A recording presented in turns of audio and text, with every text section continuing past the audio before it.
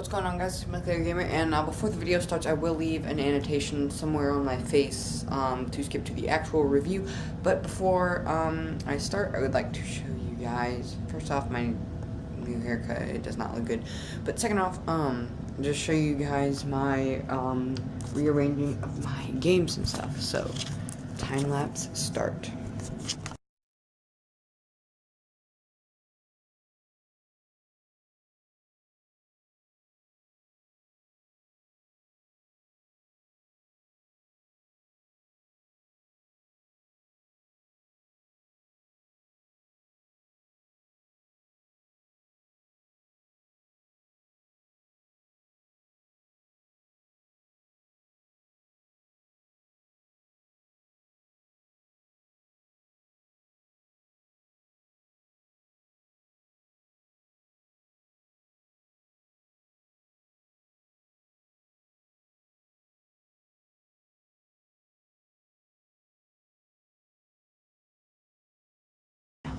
Alright, now to the video.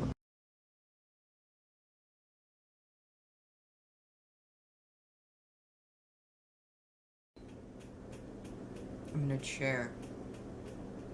Deal with it. Hey guys, it's MWG Gamer, and well, I'm in a different area again. If you saw my rules and upload schedule video, then you will know that I'm in a different place right now.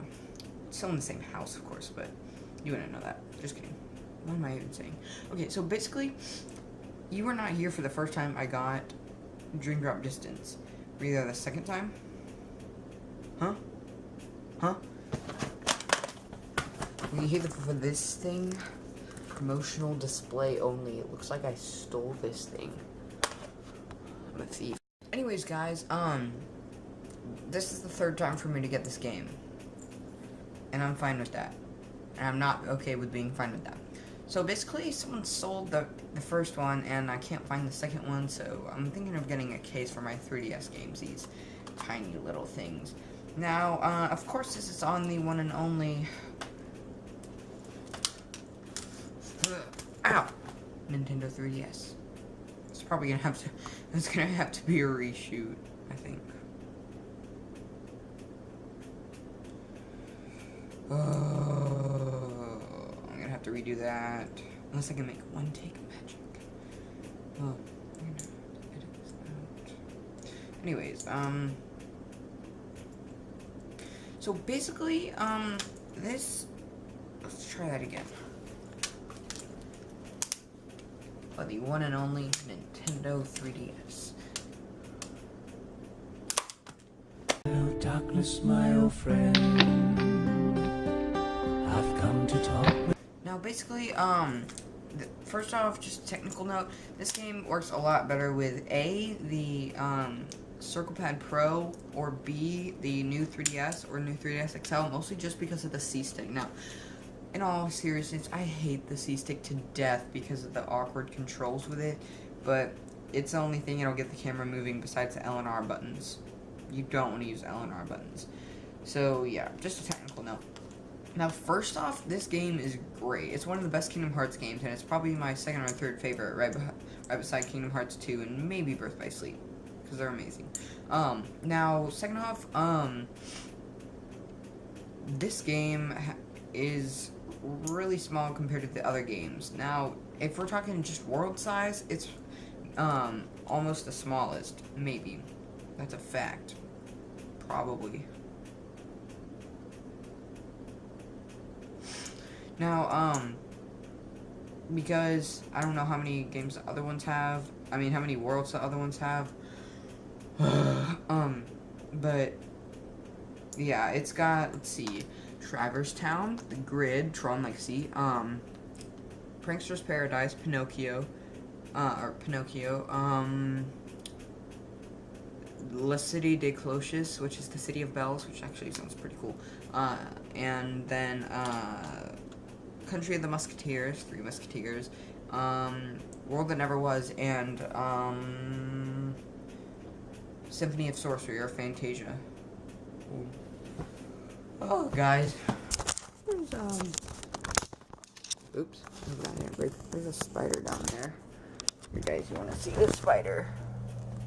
So yeah, Traverse Town, World That Never Was, Symphony of Sorcery, Country of the Musketeers, Grid, Prankster's Paradise, and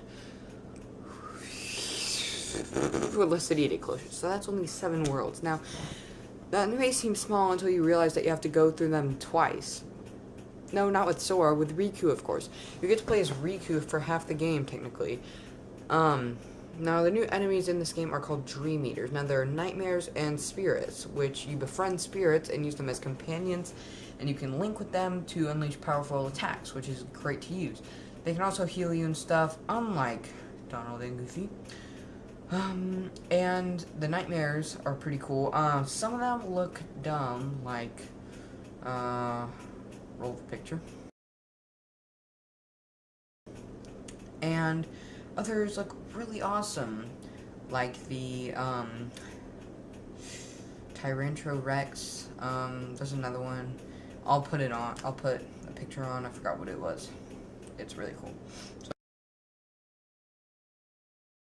So like fire and ice dinosaurs. It's cool. And some of them are really dumb, like I just showed you the bear one. So yeah. But you can color them, use Tamagotchi thing, which I guess is cool, because you get cool abilities. That's where you get Super Glide. That's where you get most of the abilities. You can get, like, Ballooniga, Sparkga, Kurga. You get Cur, and Kurga from Meow Wow, which is the first one that you get. Which is actually pretty cool, and they have a plush for it for, like, 35 bucks, or I think that's how much it is. I'm thinking about getting it, maybe. Unless it's, maybe if it's on sale, maybe. But, and one thing I do not like about this game is the drop mechanic. Now, while it can be fun at times,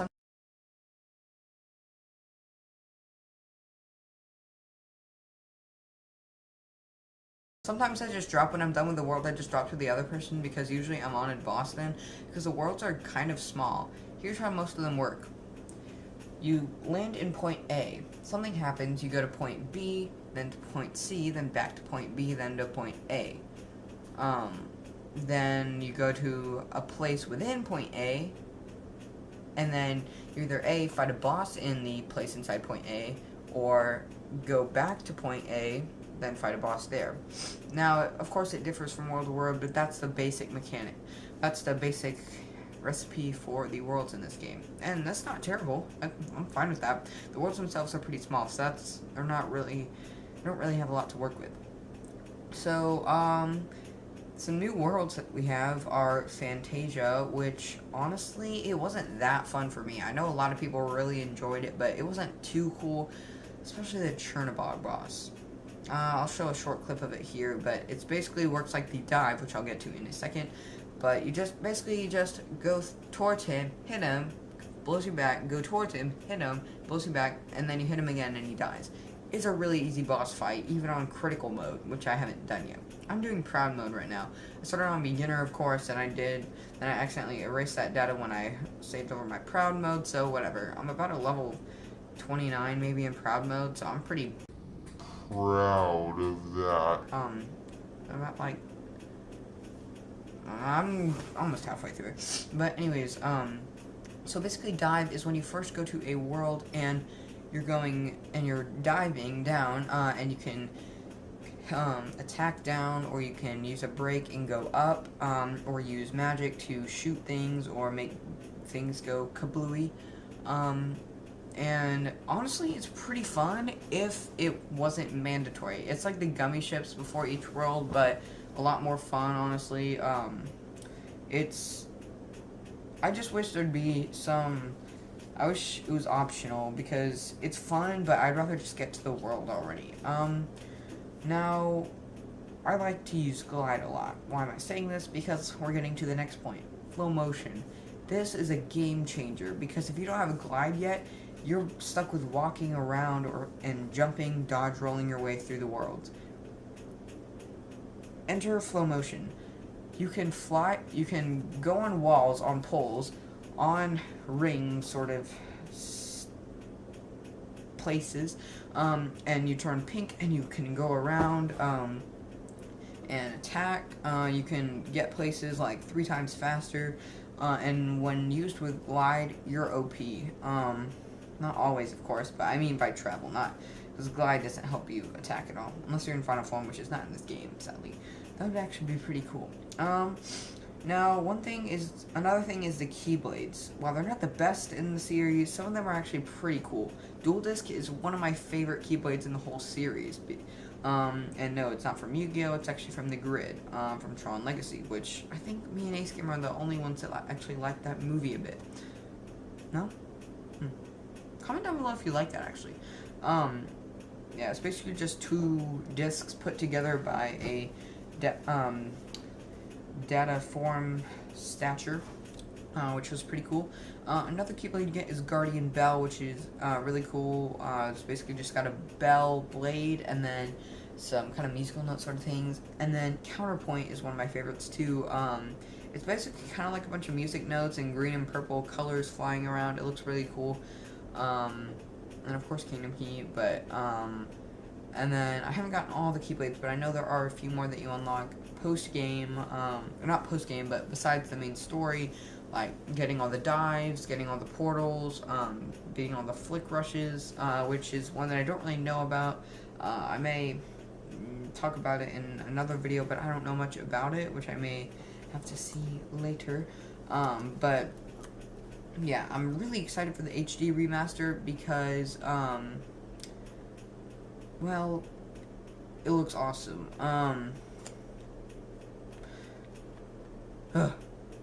Because I don't know if this is true or not, but there are rumors that there's not going to be the drive gauge and you can just drop whenever you want.